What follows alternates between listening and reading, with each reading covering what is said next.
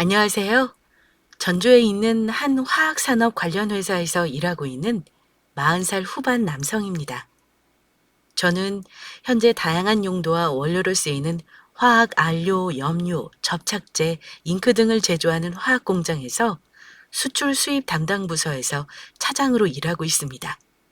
오늘 제가 청취자분들에게 전해드릴 사연은 제가 알 수 없는 이유로 미아가 되고 고아가 됐던 7살 때부터 현재에 이르기까지의 사연입니다. 미아, 고아, 앵벌이 생활, 치킨 가게 사장, 택시기사, 그리고 마침내 잃어버린 가족을 기적처럼 운명처럼 만나게 된 사연까지. 돌이켜보니 참 많고 많은 일들을 겪었네요. 그럼 사연 시작하겠습니다. 저는 전라북도 군산에서 태어났습니다. 기억이 없다시피 한 어린 시절이었지만 막내였던 제가 평범한 부모님, 작은 누나와 큰 누나로부터 많은 사랑을 받으며 자랐다는 사실만은 이야기할 수 있을 것 같습니다. 더듬고 또 더듬어야만 만져볼 수 있는 기억이지만 그 기억 속에는 저의 부모님, 누이들, 저까지 모두 한가득 웃음만을 품고 있답니다. 2022년인 지금도 종종 미아 사고가 발생하더라고요. 하지만 뉴스에 나올 만큼 웬만한 큰 범죄 사건이 아니면 대부분의 미아 사건 사고가 잘 해결되는 것처럼 보이더군요. 그도 그럴 것이 제가 미아가 됐을 당시와 다르게 현재 대한민국의 치안 질서는 세계에서 손을 꼽을 만큼 내로라 할 만큼 잘 발달돼 있으니까요. 제가 미아가 됐던 5살의 당시 기억은 이렇습니다. 앞을 잘 내다볼 수 없게 만드는 짙은 안개처럼 제 기억 역시 흐릿하고 불분명한 것이지만 그래도 몇 가지 기억하고 있는 게 있습니다.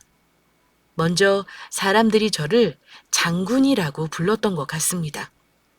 왜 저더러 장군이라 불렀는지는 모르겠지만 저는 제 이름을 기억하고 있는 대신 가족, 사람들이 제게 장군이라 불렀던 기억이 남아 있습니다. 또 어머니가 시장에 가시면 꼭 들리시던 난전할머니 야채가게, 그 근처에서 분식집을 운영하고 계시던 어머니 친구분, 저희 집 밥상에 하루도 거르지 않고 올라오던 김과 그 김을 팔았던 이름 모를 김 가게까지.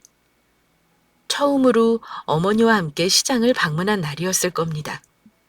제 기억이 맞다면 어머니는 난전 할머니 가게에 가장 먼저 들려 저를 옆에 세워두고 장을 보셨습니다.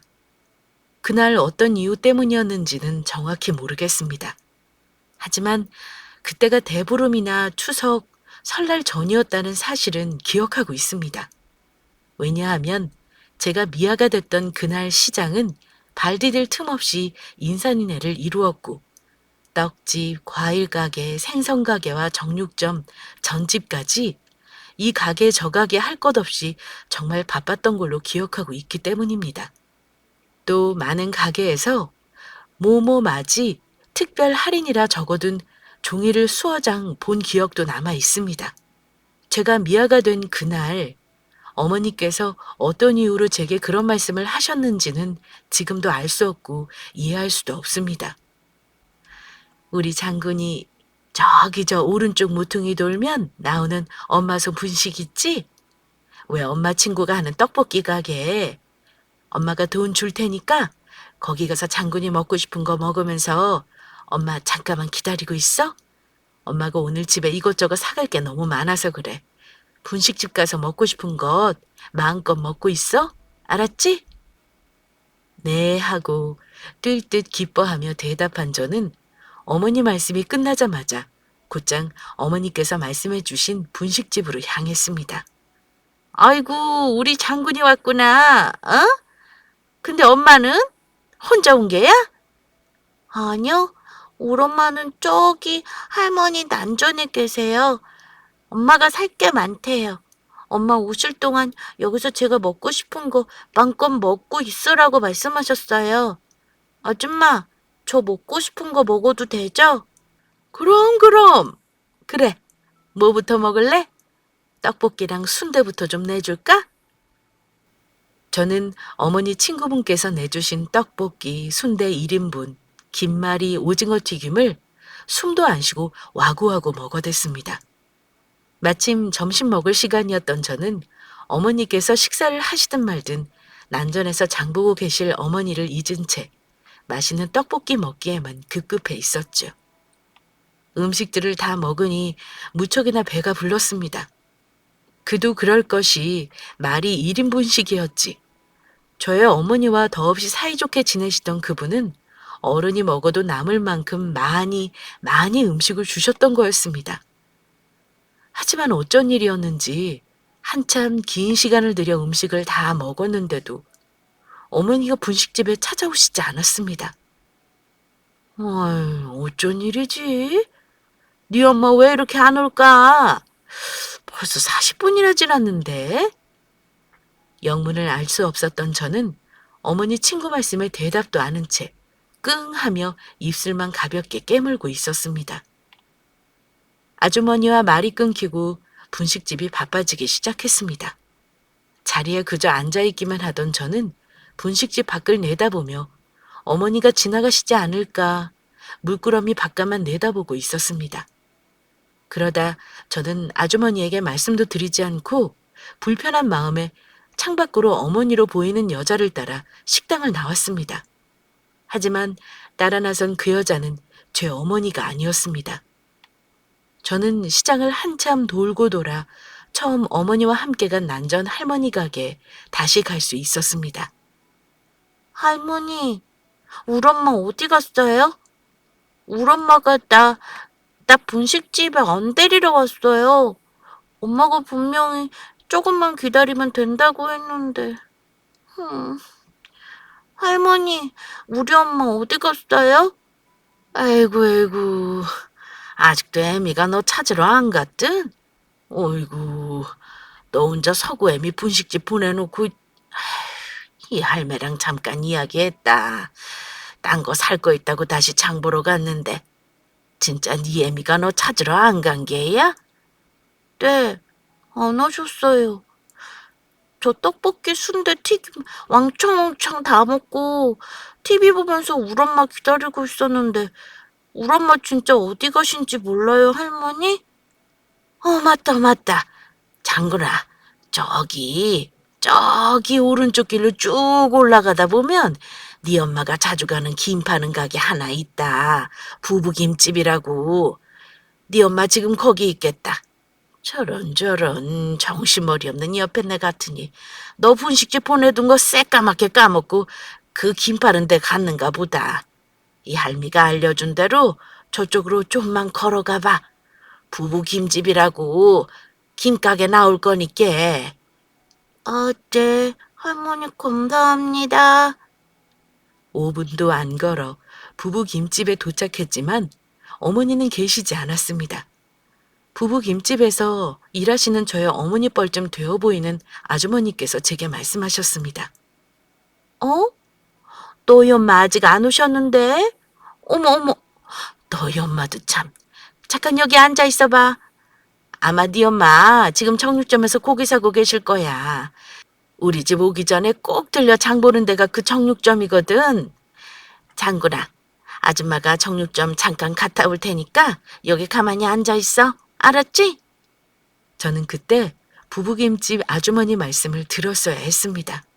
하지만 저는 불안한 마음과 당장 어머니를 보고 싶은 마음에 부부김집 아주머니께 괜찮다고 인사드린 뒤 저 혼자 정육점을 찾아 나섰습니다. 예. 그래도 정육점 이름은 알고 가야지. 김집 아주머니의 말씀을 들었지만 어린 저는 발걸음만 재촉할 뿐이었습니다. 막내라 어리광이 많고 엄살이 많았던 저는 울고 불고 시장 바닥을 한참 헤맸습니다. 하지만 누구도 저를 아른 채 하지 않았습니다. 지금 생각해보면 그때 그 당시 사람들은 제 모습을 보고 그냥 있을 법한 일 정도로 생각했던 것 같습니다. 울며 불며 시장 반대편으로 다시 빠져나오기까지, 그리고 거기부터 다시 한번 반대편 시장 입구까지 빠져나올 때까지 저를 알아봐주는 사람은 단 한 명도 없었습니다. 그렇게 실망한 채 사람들이 걸어다니는 인도에 앉아 1시간쯤 울고 있었을까요? 자리에 앉아 울고만 있는데 개나 닭을 넣어 다니는 철창이 달린 오토바이를 탄 어떤 낯선 아저씨가 제게 다가왔습니다. 그러고는 제게 물으셨습니다. 아야, 너 여기서 뭐 하냐? 아저씨가 시장 안에서부터 너 몇 번 봤는디 못 온다고 여기 혼자 울고 있냐? 네, 저 엄마 잃어버려서요. 엄마야. 아가, 너 이름이 뭐냐? 장군이, 이장군. 아, 누가 그 집 아들내미 장군이구마. 싸게 아저씨 오토바이 뒤에 타야 아저씨가 누구 집에 데려다 줄라니까. 진짜요, 아저씨? 아저씨, 우리 엄마 아빠 알아요? 아따, 말하면 못 오냐. 얼른 타야. 아저씨 맘 뿔게. 당장 어머니를 만나야겠다는 급한 마음에 그 낯선 아저씨에게 어떤 것도 물어보지 않고 저는 그만 그 아저씨 오토바이 뒷좌석에 올라타고 말았습니다. 오토바이에 올라탄 저는 한 10분쯤 달렸을까. 논과 밭만 있고 인적 드문 곳에 도착하게 됐지요. 그곳에 저를 내려준 낯선 아저씨는 저희를 기다리고 있던 또 다른 아저씨와 어떤 말을 주고받았습니다. 이야기를 마친 낯선 아저씨는 제게 말하기 시작했습니다. 장군아, 저기 서 있는 아저씨 보이냐? 저 아저씨가 너가 아버지 친구인디. 너가 엄마 지금 전주에 있는 병원에 있단다. 시장 보다가 너가 아버지 쓰러지셨다는 연락 받고 너 놔두고 전주병원에 간 거란 게. 아저씨는 바빠서 시장 다시 돌아가야 된 게 저 아저씨 따라서 버스 타고 전주병원으로 가봐야. 알겠냐? 낯선 아저씨의 말이 끝나고 나이 들어 보이는 아저씨를 따라 제가 도착한 곳은 터미널이 아니었습니다. 군산 근처 어딘가 배를 띄우는 곳이었습니다. 거기서 배를 탄 저는 다시 어딘가로 향했습니다. 아저씨, 지금 진짜 전주 가는 거 맞아요? 아저씨 말해주세요. 지금 진짜 우리 엄마 아빠 만나러 가는 거예요? 대답이 없던 그 아저씨는 배가 육지에 완전히 닿자 그제야 제게 말했습니다. 여기 잠깐만 있으면 너의 어머니 친구분 올 거다. 그 아줌마 따라가면 돼. 가면 거기 네 엄마 있을 테니까. 그 아저씨 말대로 5분 뒤에 저의 어머니 친구라는 여자가 나타났습니다. 여자를 보자 마음이 놓였습니다. 어머니 친구분이든 그렇지 않든 낯선 아저씨, 나이든 아저씨와 함께 있는 것보다 훨씬 좋았으니 말입니다. 저는 그 여자의 손을 잡고 아무 말 없이 무작정 여자의 뒤를 따라갔습니다. 여자를 따라 도착한 곳은 초가집 한 채가 당장 무너질 듯 아슬아슬하게 서 있는 산골이었습니다. 그리고 거기에는 저 말고 여자의 하나, 남자의 하나가 더 있었던 걸로 기억하고 있습니다. 저를 그 집까지 데려온 여자 말고 인상 험악해 한 남자 한 명이 더 있던 걸로 기억하는데 저는 그 남자를 만나고 나서야 뭔가 잘못됐다는 걸 깨달을 수 있었습니다. 하지만 이미 모두 늦은 뒤였습니다. 한 3일이었던가 험상궂게 생긴 남자와 젊은 여자는 제 나이 또래 아이 2명과 저를 한 방에 몰아넣고 밥 먹을 때, TV 볼 때, 집 밖에 있는 화장실 오갈 때 일거수일투족 모두 감시했습니다. 저희가 도망치지는 않을까 했던 겁니다. 다시 3일쯤 지나 점심시간 무렵 어디서 온 건지 알 수 없는 회색 봉고차 한 대가 집 앞에 차를 댔습니다. 봉고차가 차를 대자마자 집에 있던 저희 3명은 험상궂게 생긴 남자의 말을 따라 봉고차에 급히 올라탔습니다. 다 뒤지고 싶어? 빨리 안 타? 이런 젠장 입 안 다물어? 타라고. 봉고차를 타고 도착한 곳은 서울이었습니다. 기억이 가물가물하기 때문에 저희 3명이 도착한 곳이 용산이었는지 아니면 영등포였는지는 지금도 잘 기억하지 못하겠습니다. 하지만 용산, 영등포 그 근처였다는 건 분명하게 기억하고 있습니다. 왜냐하면 그 주변에서 앵벌이를 하면 가끔 앵벌이 대장이라고 하는 아저씨가 두세 달에 한 번 앵벌이 하던 저희를 차에 태워 한강이나 63 빌딩 남산 근처에 있는 식당에 데려가 돼지갈비나 돈가스 같은 걸 사주었기 때문입니다. 그리고 결정적으로 17살 때 제가 앵벌이 생활에서 도망쳐 나와 제 스스로 찾아간 동사무소가 노량진에 있었습니다. 저는 동사무소를 찾아가 동사무소 담당자와 여러 이야기를 나누었고 그 담당자와 경찰서에 함께 방문해 제 가족을 찾기 위한 절차를 밟았습니다. 하지만 긴 시간 오랜 노력 끝에도 불구하고 결국 저는 가족을 찾을 수 없었습니다. 17살이 되자 제가 태어난 곳, 자란 곳은 물론 부모님과 누님들 이름조차 이미 기억에서 모두 지워져 있었기 때문입니다. 제가 유일하게 기억하고 있는 거라고는 사람들이 저를 이름 대신 장군이라 부른 일 하나뿐이었습니다. 또 희미하게나마 6살 당시 어머니와 시장에 처음 방문했을 때 겪었던 일, 그리고 전혀 알지 못하는 어른들과 며칠 지내고 회색 봉고차에 실려 서울에 왔다는 사실뿐이었습니다. 하지만 그렇게 말한다고 해서 달라지는 건 없었습니다. 난전, 분식집 모두 기억해낼 수 있었지만 그때 당시 가족 이름조차 모르고 있던 제가 판옥이 할머니, 어머니 친구분인 서구 어머니와 그분께서 운영하시던 분식집 이름, 부부 김집을 기억해낼 리 만무했기 때문입니다. 장군이라 불리던 제 이름이 김종명이었는지 이길수였는지 강영우였는지 성윤호였는지 그런 건 도무지 알려 해도 알 수가 없는 것이었습니다. 결국 여러 번잡한 과정을 거쳐 김길수라는 이름으로 보육원에 입수하게 된 저는 그렇게 4년을 보육원에서 지내게 됐습니다. 정부 지원금을 받아 20살 때가 되어 마침내 독립하게 됐고요. 독립한 저는 앵벌이 보육원 생활을 하며 삶에서 가장 중요한 게 무엇인지 깨닫게 됐습니다. 그건 말할 것도 없이 돈이었습니다. 돈. 적어도 돈이 있으면 함께 있고 싶지 않은 사람과 멀리 있을 수도 있고 또 제가 하고 싶은 대로 원하는 대로 맛있는 것을 사 먹고 입고 싶은 옷을 입고 자고 싶은 곳에서 잘 수 있었던 겁니다. 보육원에서 저는 중고등학교 검정고시를 마쳤습니다. 이후 짧게 사회생활을 했지만 얼마 안 가 더 이상 사회생활을 하고 싶지 않아졌습니다. 모두가 그런 건 아니었지만 많은 사람들이 제가 고아라는 이유 하나만으로 저를 조롱했고 천대했고 심지어 학대하다시피 저를 대했기 때문입니다.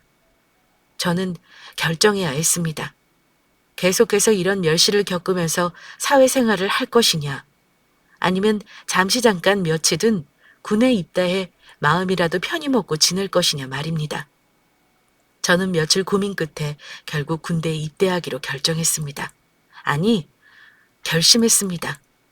일반 육군 군입대가 아니라 육군 하사 시험을 보기로 한 겁니다. 저는 모아둔 얼마 안 되는 돈으로 6개월 정도 육군 하사 시험을 준비했습니다. 그러고 마침내 육군 하사로 군에 입대하게 됐고 여러 훈련과 시간을 거쳐 결국 육군 하사로 임관하게 됐습니다. 순조로운 군 생활이었습니다. 그럴 수밖에요. 앵벌이 생활, 보육원 생활, 고된 사회생활을 하며 제가 가장 먼저 배우고 또 빠르게 배운 건 빠릿빠릿 눈치 그뿐이었으니까요. 또 그나마 일이라도 잘해야 인간 대접 받을 수 있다는 사실을 몸으로 터득한 저였기 때문에 그야말로 하사 생활은 제게 천직이었던 셈이지요.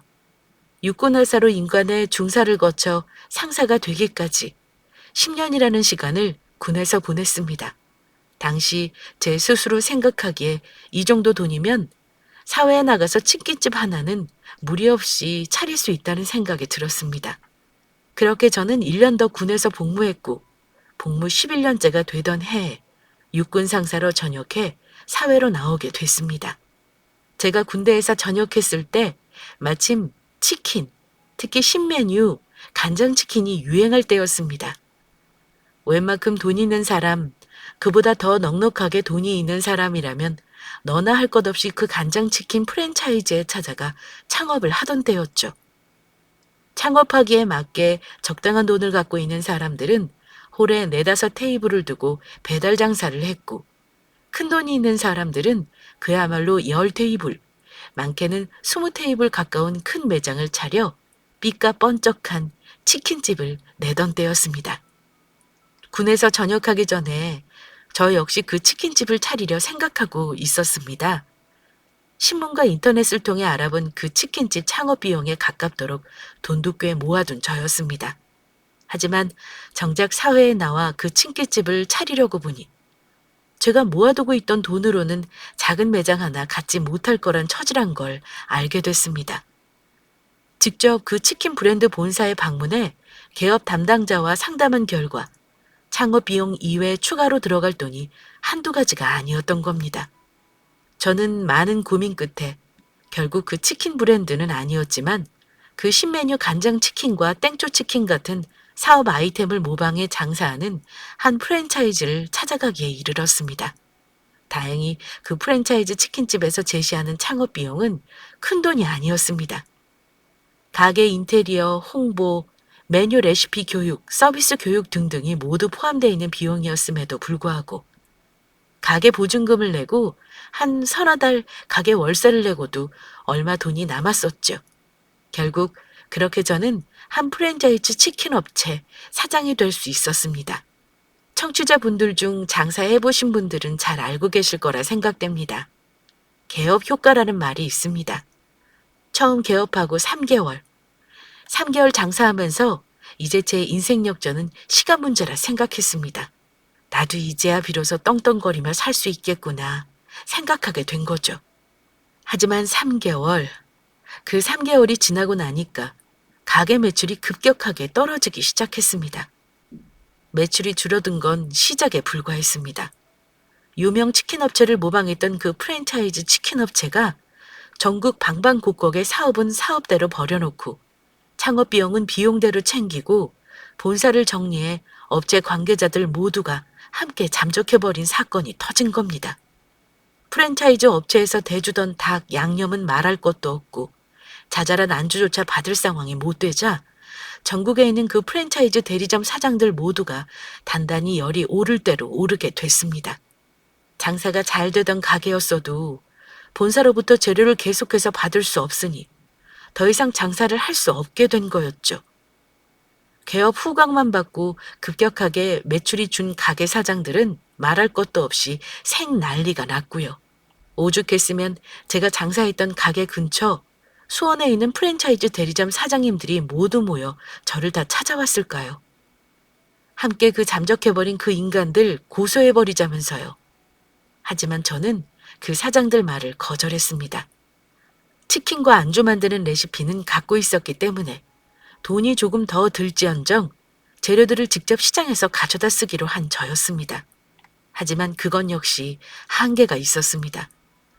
장사가 잘 됐다면 두 눈에 심지를 켜고서라도 달라들었을 테지만 계속해서 줄어들던 매출은 이제 적자가 됐기 때문입니다.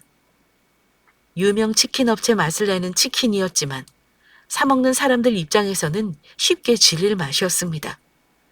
오리지널과 이미테이션, 그 차이였던 겁니다. 맛있다, 맛있다.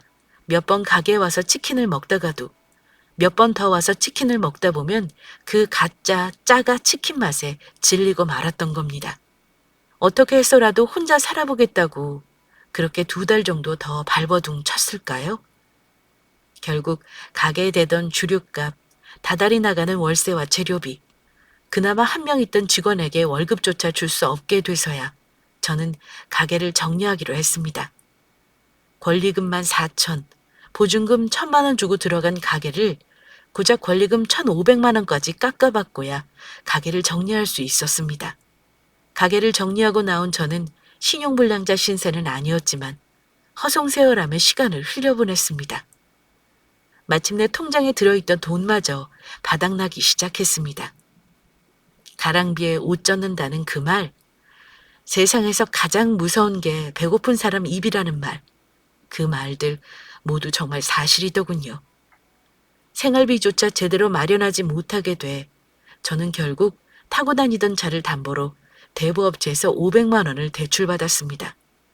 그 역시 하루하루 시간 낭비하며 조금씩 조금씩 까먹기 시작했고요. 군대에서 성실하게 군복무한 시간을 빼면 미아, 고아, 앵벌이, 보육원 생활, 사기에 가까운 프랜차이즈 사업까지. 저는 아무리 생각해도 왜 제가 이런 인생을 살아야 하는지, 숨만 붙어 있다고 계속 이따위 삶을 살아야 하는 건지 계속해서 생각하기 시작했습니다. 그 때문이었을까요? 일을 구하기 위해 몇 군데 면접을 보러 다닌 어느 날, 어느 미용실 앞을 지나다 저는 그만 고꾸라져 쓰러지고 말았습니다. 다행히 저는 행인들에게 일찍 발견돼 병원으로 이동해 응급처치를 받았습니다. 하지만 그 후로 저는 왼쪽 얼굴과 귀까지 마비된 채로 오랜 시간을 보내야 했습니다. 골든타임을 놓치지 않은 탓에 하반신 전신마비는 피할 수 있었습니다. 저의 정확한 진단명은 사람들이 익숙하게 잘 알고 있는 뇌졸중이었습니다. 대출비, 병원비, 마비된 왼쪽 얼굴. 도저히 생계를 이어나갈 수 없겠다는 생각이 드는 한편, 다행히 과거 군복무할 때 성실히 열심히 생활했던 기억을 떠올리게 됐고, 그래서 다시 한번 새 삶을 살아보자 다짐했습니다. 뇌졸중으로 왼쪽 얼굴이 마비되어 지내야 하는 저였지만 저는 육군 상사로 전역한 이력과 30살 중반의 비교적 어린 나이였기 때문에 제가 할 수 있는 일이 아직 얼마든지 많이 남아있다고 생각했습니다. 저는 그 많은 일들 중 먼저 택시기사를 하기로 마음먹었습니다. 제가 택시기사 일을 선택한 이유는 어떤 직업 하나를 선택해 배우고 성장하고 인생을 바치는 것보다 다시 한번 목돈을 모아 개인 사업을 해보고 싶었기 때문입니다. 하지만 택시기사 일은 제 계획과 다르게 그만한 벌이를 가져다 주지 못했습니다. 제가 하루 종일 번 돈을 회사에 매일매일 가져다 주던 산학금, 수월하지 않은 벌이, 열악한 근무 조건 등등 여러 문제가 있었습니다. 복잡한 마음으로 다시 회사에서 택시를 몰고 나온 날이었습니다. 노원에서 한 30대 초반 돼 보이는 젊은 남자를 태웠는데 글쎄 이 남자는 택시에 타자마자 제게 목적지도 말하지 않고 어딘가에 다급하게 전화부터 걸었습니다. 그러더니 이렇게 말했습니다. 여보, 예, 애 먼저 수술시켜. 사인하고 수술실 들여보내. 아는 선배한테 부탁해서 수술비 1,000만 원이랑 병원에서 한 달 정도 지낼 돈 더 구했으니까 안심하고 지금 당장 애부터 수술시켜. 나 여기 수락산역 앞이야. 바로 갈게. 그 젊은 남자가 말한 병원은 수락산역에서 멀지 않은 곳에 있었습니다. 한 대학병원이었죠. 차가 좀 막혀 15분 정도 차를 몰았을까. 마침내 병원 앞에 그 손님을 내려줬고 저는 자세히 모르는 상황이었음에도 뭔가 잘 된 것 같다는 생각으로 다시 택시를 몰고 병원을 빠져나왔습니다. 병원을 빠져나와 손님을 태우기 위해 다시 이곳저곳을 돌아다녔습니다. 도로에서 30분쯤 시간을 허비하고 중년 여성 한 분을 태우게 됐습니다. 그분 가실 곳이 꽤 거리가 되는 곳이었습니다. 돈이 되니 당연히 좋은 마음으로 택시를 몰고 있는데 차를 몬 지 한 3분이나 지났을까? 그 손님은 제게 황급하게 말을 건넸습니다. 어머, 어쩐 일이야? 기사님, 저기 뒷좌석에 돈가방 있어요. 에? 이게 뭐야? 돈 1,000만 원 되겠다. 어머나 세상에. 요즘 누가 현찰을 돈가방에 넣고 다닌대. 이거 어떡해요, 기사님? 무슨 소리인가 잠시 갓길에 차를 댄 저는 뒤로 몸을 돌려 그 여성분이 손에 들려있는 가방을 쳐다봤습니다. 그러자 그 여성분은 가방 지퍼를 열어 안에 들어있는 현금 다발을 제게 보여줬습니다. 여자 말대로 가방에 든 돈은 돈 1,000만 원 정도 돼 보였습니다. 저는 생각할 겨를도 없이 그 여자분에게 물었습니다. 손님, 어떡할까요? 그 돈 당장 주인 돌려줘야 될 것 같은데 지금 바로 경찰서로 갈까요? 아니면 손님 목적지 내려드리고 저 혼자 경찰서 갈까요? 아우, 몰라. 이게 무슨 일이래요. 저 기사님 믿어도 돼요? 저도 지금 무지 급해요. 우리 애 캠프 끝나고 나와서 혼자 저 기다리고 있을 거라고요. 저 빨리 가야 되니까 저 먼저 목적지까지 데려다 주세요. 아저씨 믿을 테니까 아저씨가 혼자 경찰서에 가서 이 돈 꼭 주인 찾아줘요. 알겠죠? 손님과 이야기를 마친 저는 한 20분 더 달려 손님을 목적지에 내려드리고 근처 경찰서로 차를 몰았습니다. 하지만 참 사람 마음이라는 거 그거 참 간사하더군요. 아이가 누구인지는 모르겠지만 아이 수술비랑 병원비로 쓸 그 돈을 그 젊은 남자에게 찾아줘야겠다는 처음 생각과 다르게 머릿속에 딴 생각이 들기 시작한 겁니다. 수술비, 병원비, 1,000만 원.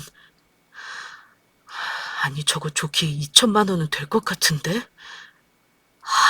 어떡하지? 내 대출빚, 아직 다 못 갚은 병원비. 이제 혀까지 마비가 와서 말도 제대로 못하게 생겼는데 게다가 또 집세, 생활비. 이 돈 갖고 한 1년만 더 고생하면 금방 가게 하나 낼 수 있을 것 같은데. 마음이 오락가락하기 시작한 저는 경찰서에 도착하기 전 어느 한적한 공원 앞에 차를 세우고 차에서 빠져나와 담배 한 개비를 물었습니다. 그리고 다시 생각에 잠겼죠. 2,000만 원, 아이 수술비와 병원비, 담배 한 대를 다 태우고 나서 마침내 저는 그 돈을 젊은 남자에게 찾아주기로 결심했습니다. 고아 보육원 생활, 30년 넘게 혼자 지내며 늘 그리워하기만 했던 가족. 하지만 어떻게 해도 만날 수 없던 가족. 그 생각을 하니 그 돈은 마땅히 그 젊은 남자, 남자의 아내, 그 사람들 딸아이에게 돌아가야 할 게 분명해지더군요. 가족만큼 소중한 게 어디 있을까 하고 생각하게 된 거죠. 저는 택시에 올라타 남자가 내렸던 병원으로 다시 택시를 몰기 시작했습니다. 하지만 병원에 도착하고 보니 직접 병원에 들어가 얼굴 한번 본 남자를 찾아낼 수는 없을 것 같았습니다. 그 남자 딸아이 이름도 몰랐고요. 그래서 저는 하는 수 없이 병원 근처에 있는 파출소로 향했습니다. 파출소로 향해 아까 그 젊은 남자의 인상착의, 개인 사정, 젊은 남자가 아내와 통화했던 말들을 한순경에게 이야기하기 시작했습니다. 네, 수술비랑 앞으로 한 달 정도 입원할 수 있는 돈이라고 했습니다. 대충 한 32살? 그 정도 돼 보이는 것 같았어요. 저보다 2~3살 어려 보이더라고요. 정확히는 모르겠지만, 그리고 애가 당뇨? 1형, 2형? 그런 걸 앓고 있다고 했어요. 네, 말씀 감사합니다. 이 정도 정보면 병원도 정확히 알고 있고 저희가 금방 이 돈 주인 찾아드릴 수 있을 것 같습니다. 선생님, 주민등록번호랑 실거주지 주소 좀 말씀해 주세요. 네? 웬 주민등록번호요? 주소요? 네, 별거 아니에요. 혹시 이 돈 주인분께 돌려드리면 주인분께서 선생님께 연락드릴 일이 있을지도 몰라서요. 그리고 이 절차는 돈이 얼마나 됐든 좋은 사람이 누구든 꼭 밟아야 하는 절차예요. 그리고 전화번호 하나 남겨주세요. 저는 주민등록 번호와 주소, 전화번호를 순경에게 말하고 파출소를 빠져나왔습니다. 택시에 올라 시동을 걸기 전 저는 생각에 잠겼습니다. 참 잘했다. 또 잘됐다. 젊은 사람 같던데 꼭 행복하게 살았으면 좋겠다. 그런 생각을 하며 저는 유유히 병원에서 빠져나왔습니다. 그렇게 며칠이 지났고 이틀의 휴일을 지나 다시 일하기 위해 회사에서 택시를 몰고 나오던 참이었습니다. 그때 핸드폰 벨이 울렸습니다. 모르는 번호였습니다. 안녕하세요. 김길수 씨 되시나요? 네, 그런데요? 네, 여기 노원파출소 순경 이길재입니다. 며칠 전에 돈가방 들고 저희 파출소 오셨잖아요. 그 돈 주인분께 잘 인계해드렸습니다. 근데 그 돈 돌려받으신 분께서 꼭 김기수 씨 한번 뵀으면 좋겠다고 해서요. 또 저희 파출소랑 노원구청이랑 연계해서 김기수 씨한테 모범상 드릴 일로 상의도 좀 해야 할 것 같고요. 모범상이요? 에이, 그런 거 안 받아도 됩니다. 그때 제가 그런 건 필요 없다고 말씀드렸었잖아요. 젊은 남자분, 그 아이 수술은 잘 됐답니까? 네, 그 이유 때문에라도 어떻게든 그분께서 김기수 씨 찾아뵙길 원해하고 계세요.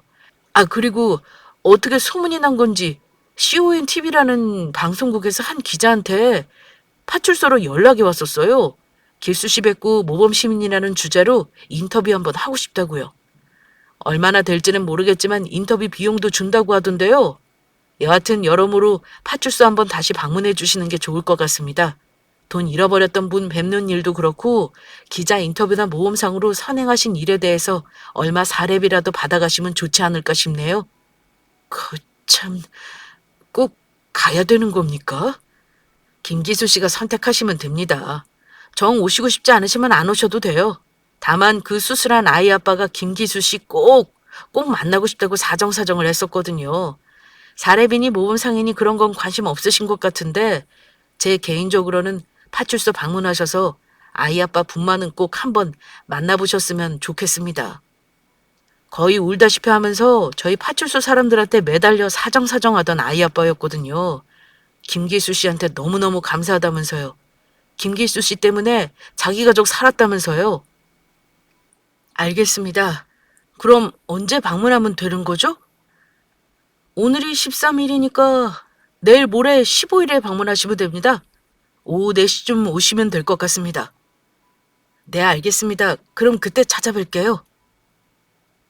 저는 이틀이 지나 약속 시간보다 30분 일찍 파출소에 도착했습니다. 파출소에 도착하니 얼마 전에 봤던 그 아이 아빠가 저보다 일찍 자리에 나와 있었습니다. 김길수 기사님 맞죠? 김길수 기사님! 네 하고 제가 얼레벌레 대답하자 아이 아빠는 차가운 시멘트 바닥에 무릎을 꿇고는 몇 번씩이나 고개를 떨어뜨렸다 들었다 하며 눈물을 흘리며 제게 말했습니다. 선생님, 선생님, 아이고 선생님. 선생님 아니었으면 저희 애 지금 세상에 없습니다. 선생님, 무슨 말로 감사하다고 표현을 해야 할지 몇 수십 번, 수백, 수천 번 말해도 이 마음 다 못 전할 겁니다. 선생님, 선생님 정말 감사드립니다. 아이 아빠 말을 듣고 있자니 저 역시 울지 않을 수가 없었습니다. 아이 아빠가 제 마음을 알아준 사실도 감사한 일이었지만 한 가지 더, 제가 만약 큰 부침 없는 인생을 살아왔다면 제 나이 또래 즈음 돼 보이는 저 남자가 제 모습이 아닐까 하는 생각이 들었거든요. 아이가 아프든 아프지 않든 눈에 넣어도 아프지 않을 아이, 토끼 같은 아내와 행복한 삶을 살고 있지는 않았을까 생각이 미치자 무릎 꿇고 있는 아이 아빠 모습이 어쩌면 제 모습이 아니었을까 하고 생각이 된 겁니다. 이야기를 마친 아이 아빠와 저는 파출소를 나왔습니다. 그리고 파출소 근처 카페에 들려 커피를 마시며 이런저런 얘기를 나누었죠. 아이가 병을 앓게 된 이유, 제가 찾아준 돈으로 처리한 수술비와 입원비, 또 얼마라도 제게 꼭 살해하고 싶다는 아이 아빠 말까지. 밝게 웃으면서 저는 아이 아빠가 제게 줄 사례비는 앞으로 더 들 아이 병원비로 썼으면 좋겠다고 완강하게 말했습니다. 저는 일하고 있는 사람이고 충분히 벌고 있는 사람이라면서요. 하지만 아이 아빠 역시 완강하게 버텼고 결국 잃어버린 돈의 몇 프로, 180만 원을 사례비로 제게 주고 싶다는 아이 아빠였습니다. 공소남도 지나치면 실례라고 저는 아이 아빠에게 30만 원을 요구했습니다. 그 정도면 지금 당장 제 생활비에 큰 보탬이 될 거라 말해주었죠. 그렇게 아이 아빠와 얘기를 마치고 카페를 나온 저는 다시 파출소로 향했습니다. 저녁 8시에 파출소에서 CON TV 방송국 기자를 만나기 위해서였습니다. 파출소에서 8시 정각에 도착한 저는 미리 저를 기다리고 있던 방송국 기자를 만날 수 있었습니다. 김길수 선생님 되시죠? OCNTV 기획편성팀 김우재 과장입니다. 반갑습니다. 네, 근데 어떤 인터뷰를 하시겠다고? 네, 처음에는 그냥 노원구 모범시민 사례로 인터뷰할 계획이었습니다. 신문 동네 소식으로만 내보내려고 했어요. 저희 방송국 내부회의에서 그렇게 결정됐었고요. 근데 저희 방송국 편집장이랑 여기 파출소 소장님이 선생님이 인터뷰한 거 신문에 싣는 대신 그냥 방송으로 내보내면 어떻겠냐 말씀하셨어요. 사실 저희도 그쪽이 편하기도 하고 또 김기수 선생님 선행 지역 사람들한테 알리는데 더 효과적이기도 해서요. 괜찮으실까요? 카메라 촬영 들어가는 거요. 부담스러우시고 도저히 못하시겠으면 인터뷰만 진행하셔도 됩니다, 선생님. 다만 제 개인적으로는 요즘같이 빡빡하고 요란한 세상에 저희 선생님 같은 선행 사례가 방송을 좀 타야 이 엉망진창 세상이 좀 나아지지 않을까 싶어서요. 여전히 신문 보시는 분들이 계시긴 하지만 그 파급 효과라는 게 절대 방송을 따라올 수 없거든요. 방송은 좀, 음, 모범 시민이니 선행 사례니 말하면서 선생님께 좀 말씀드리기 거북한 얘기지만 선생님께서 인터뷰 대신 방송 촬영하시면 저희가 선생님께 드릴 수 있는 돈도 조금 더, 아니, 훨씬 더 드릴 수 있을 것 같기도 하고요. 저는 고민 끝에 방송 촬영에 임하기로 결심했습니다. 돈 문제 때문이 아니었습니다. 부처님이든 예수님이든 자기가 한 오른손의 선행을 왼손이 모르게 하라 말씀하셨지만 저는 제가 했던 일을 방송을 통해 알리고 싶었습니다. 왜냐하면 방송국 기자 말대로 정말 이 세상은 너무나도 퍽퍽하고 뻑뻑하고 또 위험하게 돌아가고 있다고 생각됐거든요. 큰 동기부여가 되지 않더라도 귀감이 되지 않더라도 아직 세상은 살만하다는 메시지를 사람들에게 전달하고 싶었습니다. 이야기를 마친 저희는 OCN TV 방송국으로 향했고 거기서 3시간 정도 방송 촬영을 했습니다. 그렇게 촬영한 방송은 촬영은 바로 다음 주 월요일 저녁 방송됐습니다. 마침 월요일이 휴일이었는데 TV에 나온 제 자신의 모습 주절주절하는 말을 듣고 있자니 마음이 화탓해지더군요. 방송하지 말 걸 그랬나 하는 약간의 후회가 있긴 했지만 그래도 저는 제 자신이 좋고 또 자랑스러웠습니다. 잘 살아온 것도 아니고 지금도 잘 살아가고 있지는 못했지만 제 자신이 누군가에게 위로가 되고 또 감동이 될 수 있다는 생각을 하니 어쩐지 제 자신이 좋아 보였던 겁니다. 휴일이 끝나고 회사에 나가니 택시기사 동료들 대부분이 김 씨 이번에 아주 대단한 일 했다며 모두들 한마디씩 거들어줬습니다. 회사 사람들 화답 역시 싫지 않았습니다. 일상으로 돌아와 다시 택시를 몰던 어느 날이었습니다. 토요일 9시경 술에 취한 손님을 모시고 서울에서 일산으로 가던 중이었죠. 한참 고속도로를 달리고 있는데 전화벨이 울렸습니다. 모르는 번호였습니다. 여보세요? 제가 말하자 전화기 너머 나이 지긋하게 드신 듯 한 남자분이 말하기 시작했습니다. 중식이냐? 중식이. 우리 중식이 맞냐? 네? 죄송하지만 전화 잘못 거신 것 같네요. 아니야. 중식이. 이중식? 맞지 우리 중식이. 어디냐? 어디야? 당장 있는 대로 가마. 어디냐 중식아? 거참. 어르신, 제 이름은 김길수예요. 김길수. 죄송하지만 전화 잘못 거신 것 같습니다. 전화번호 확인하셔서 다시 걸어보세요. 길수. 김길수? 7살 때 군산 재헌시장에서 엄마 손 놓쳐 고아된 김길수. 서울에서 앵벌이 생활하고 성명보호관에서 자라고 육군 하사로 시작해 상사까지 군복무한 김길수. 당신 뭐야? 당신 누구야? 제가 언성을 높이자 뒷좌석에 앉아있던 불쾌해진 손님이 큼 하고 헛기침을 했습니다. 애비야. 애비다 중씨가. 네 애비 이성훈. 너를 고아로 만든 천벌받아 마땅한 네 애비. 멀쩡히 살아있는 부모 품 놔두고 보육원에서 살게 한 네 몹쓸 애비. 앵벌이 군생활 택시기사. 우리 장군이 얼마나 힘이 들었을꼬. 중씨가. 말이 끊어지자 이번에는 전화기 너머 울음소리가 들려왔습니다. 흐느낌으로 시작한 울음은 숨쉬지 못할 정도의 울음이 됐습니다. 전화기 너머 아버지는 통곡하듯 울기 시작했습니다. 전화를 거신 아버지와 마찬가지로 저는 장군이라는 이름을 듣자마자 아버지가 정말 제가 찾고 있던 아버지인 줄 알게 되면서 저도 똑같이 통곡하듯 울기 시작했습니다. 거참, 아저씨, 좀 조용히 좀 갑시다. 내가 집에 가려고 택시 탔지? 당신 우는 소리 들으려고 택시 탔어? 계속 울 거면 내려줘요.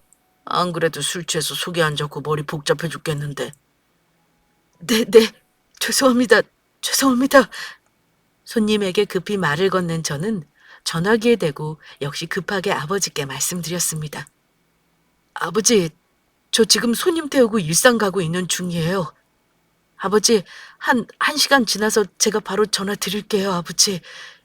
시간 좀 많이 늦었지만 잠깐만 주무시지 말고 계세요. 전화 드릴게요. 그렇게 전화를 끊고 저는 손님을 일산까지 데려다 드렸습니다. 손님이 사는 아파트 단지를 빠져나와 한 편의점에 차를 대고 차에서 내려 아까 걸려온 전화번호, 아버지께 전화를 걸었습니다. 저는 아버지와 그동안 함께하지 못했던 세월을 눈물을 흘리며 말했고, 통화 마지막에 다음날 점심시간에 군산으로 찾아가 뵙겠다는 말씀을 남겼습니다. 약속 시간에 맞춰 아버지와 만나기로 한 식당에 찾아갔지만 저는 식당 문을 열고 들어갔음에도 아버지를 알아볼 수 없었습니다. 가족도 아니 손님들이 많은 식당이었고 제 아버지 뻘 되시는 어른들 역시 몇 분 앉아 계셨기 때문입니다. 하지만 저는 이내 아버지를 알아볼 수 있었습니다. 아버지로 보이는 분과 아버지 옆에 앉아 계신 한 5살 저보다 나이가 들어 보이는 여자분 두 분이 음식도 주문하지 않은 채 제가 들어온 식당 입구만 계속해서 쳐다보고 계셨기 때문입니다. 아버지가 앉아 계신 테이블로 걸음을 떼기 시작하니 그제야 아버지께서도 저를 분명하게 알아보셨던지 당신께서는 서둘러 자리에서 일어나 저를 향해 뛰어오듯 걸어오기 시작하셨습니다. 충식아! 아버지는 선체로 저를 끌어안고 펑펑 눈물을 쏟으셨습니다. 저 역시 마찬가지였고요. 그러자 아버지와 함께 앉아있던 여자분 두 분께서도 저희에게 다가오시더니 저와 아버지를 두 손으로 끌어안고는 함께 눈물을 흘리셨습니다. 충식아, 누나야 누나, 유영이 누나. 충식아, 민영이 누나. 너 어렸을 때 내가 그렇게 쭉쭉 물고 빨고 하고 살았는데 아이고 충식아. 식당 안에서 식사 중인 사람들 눈치도 볼 새도 없이 그렇게 저희 가족은 서로를 끌어안고 몇십 년 만에 다시 만나게 된 기쁨의 시간을 선체 보냈습니다. 저희 가족 모두 조금씩 안정돼 갔고 원래 아버지와 누이들이 앉아있던 자리로 돌아가 함께 앉게 됐습니다. 자리에 앉아 이야기를 시작하는데 다시 민영이 누나, 저의 큰 누님 되시는 분이 다시 눈물을 보이며 말씀하셨습니다. 미안해 중식아. 엄마는 함께 오지 못했어. 엄마는 4년 전에 직장암으로 돌아가셨어. 당신 잘못 때문에 눈 못 감는다고. 중식이 너 잃어버린 거, 고아로 만든 거, 부모 누나들 품에서 떠나보낸 거, 억울해서 죽어서도 눈 못 감겠다고 하셨는데 그렇게 돌아가실 때까지 몸부림치시던 게 어머니셨어. 큰 누님의 말씀을 들은 저는 뚝뚝 다시 눈물을 흘리기 시작했습니다. 큰 누님과 말을 주고받은 뒤 저희는 한참 더 함께 나누지 못한 세월을 이야기하며 시간을 보냈습니다. 그리고 한 30분 지나 일단 식사를 하고 다른 데로 자리를 옮기자는 작은 누님 말에 따랐습니다. 후식으로 식당 자판기 커피를 마시는 동안 아버지께서 말씀하셨습니다. 처음에는 방송 보고 긴가민가 했지 뭐냐. 군산에서 미아되고 고아된 게 어찌 너 하나뿐이었겠냐. 방송 끝나고 마음이 울적해서 몇 번이고 네 생각을 하는데 이게 어쩐 일이었던지 네 왼쪽 입술 아래에 있는 흉터가 생각이 나더구나. 너 4살 때 왼쪽 입술 아래 낭종이 생겨서 외과 가서 수술한 적이 있었다. 사람들이 한눈에 알아볼 정도로 큰 흉터여서 수술 마치고 나서 의사한테 내가 막말했던 기억이 나지 뭐냐. 그 조그만 여드름 같은 거 제거하는데 애 얼굴에 모조리 큰 흉터를 남겼냐면서 말이야. 그 생각이 나자마자 네 작은 누이한테 전화 걸어서 당장 방송에 나온 사람이 네가 맞는지 확인하라고 했다. 바로 그 다음 날 네 작은 누이한테서 전화가 왔다. 중식이 5살 때 미아가 된 이중식. 내 아들 이중식이 확실하다고 연락이 온 거다.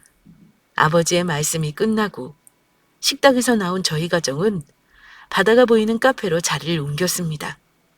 거기서 저는 제가 고아가 될 수밖에 없었던 이유를 큰 누님으로부터 전해 들을 수 있었습니다.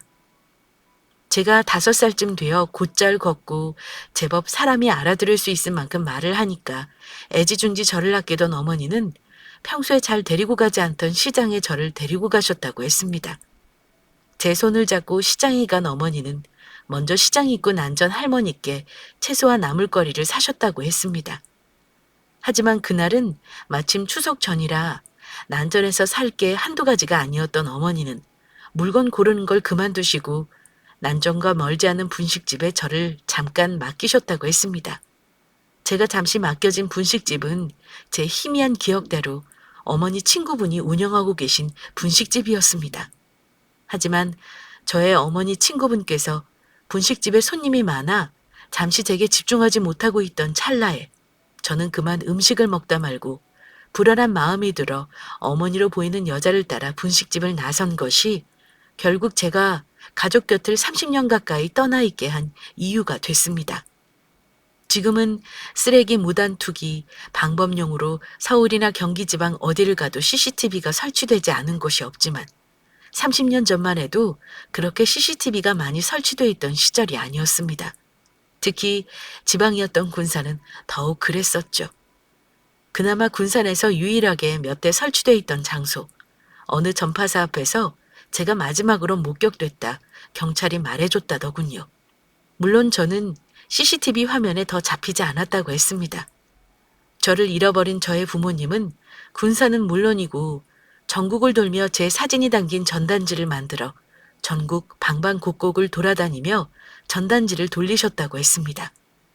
어떤 과정을 통해 또 어떤 사람들에 의해 제가 서울로 보내진 것인지 아버지도 누님들도 알 길이 없다고 말씀해 주셨습니다. 저 또한 마찬가지였고요. 다만 그 사람들이 어린아이들을 유괴해 다른 사람에게 돈을 받고 파는 인신매매 범죄자들이었다는 사실을 그제야 저희 가족 모두가 알게 됐습니다. 제가 고아가 된 이유를 듣던 중 마지막으로 들을 수 있었던 이야기는 어쩔 수 없이 몇 달 못 가 경찰들도 저를 찾는 일을 포기했다는 사실이었습니다.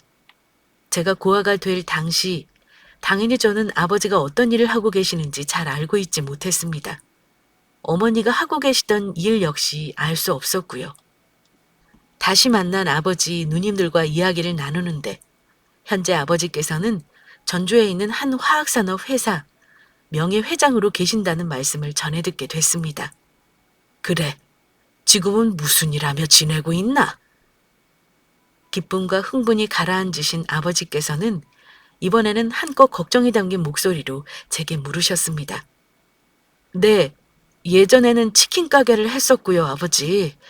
지금은 택시기사 일을 하고 있고요. 그랬구나. 그래. 네가 나온 방송 보니 대학교에는 진학하지 않은 것 같더구나. 그래도 그런 건 아무렴 상관없다. 이제 이 아비도 나이들 만큼 들었고 너만 좋다면야 이 아비 회사에서 네가 일을 좀 배웠으면 한다. 평양감사 저 싫으면 그만이란 말도 있고 또 쉽지만은 않을 거다. 네가 배워야 할 게 한두 가지가 아닐 테니까. 네, 아버지. 어떤 일을 하게 되는 거죠?